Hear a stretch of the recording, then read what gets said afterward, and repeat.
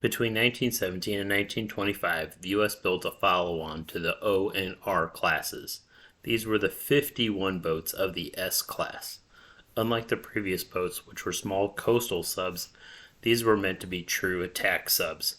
As a result, they were considerably larger, had better range, and carried more torpedoes. Like the previous boats, they were built in several batches meant to experiment with the submarine concept in the wake of its effectiveness in the First World War. While a class usually consists of vessels that are nearly identical, the S-class was different. A better way to think of them is a group of similar classes with a common mission. 5 groups were built.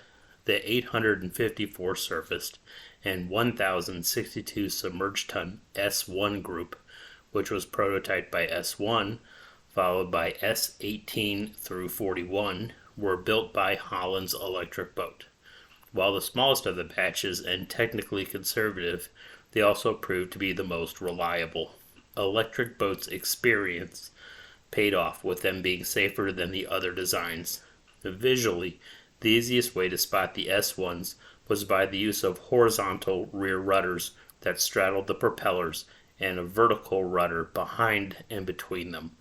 Also, their conning tower was slightly further forward than on the Navy-designed boats.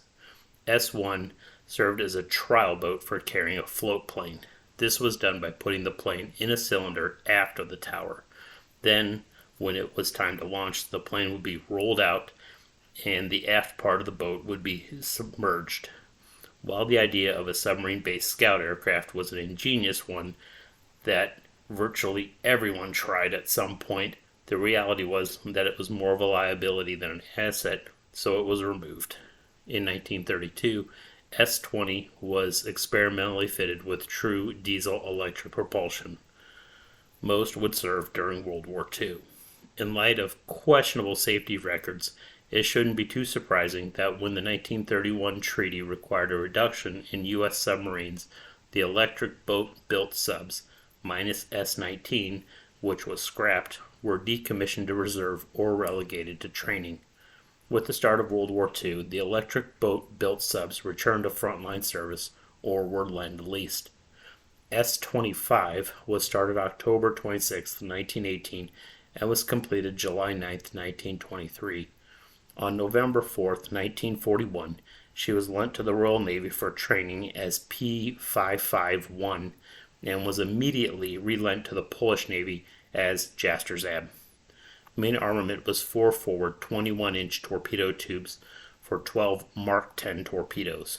1 open mount deck gun was carried on all remaining boats by World War II. Propulsion was by 2 diesels that generated 1,000 horsepower to recharge the batteries and gave them a top speed of about 15 knots while on the surface. While submerged, of course, they ran on their battery-powered electric motors, which was capable of 750 horsepower.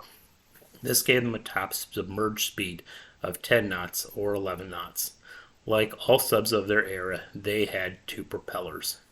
Diving depth was officially 200 feet.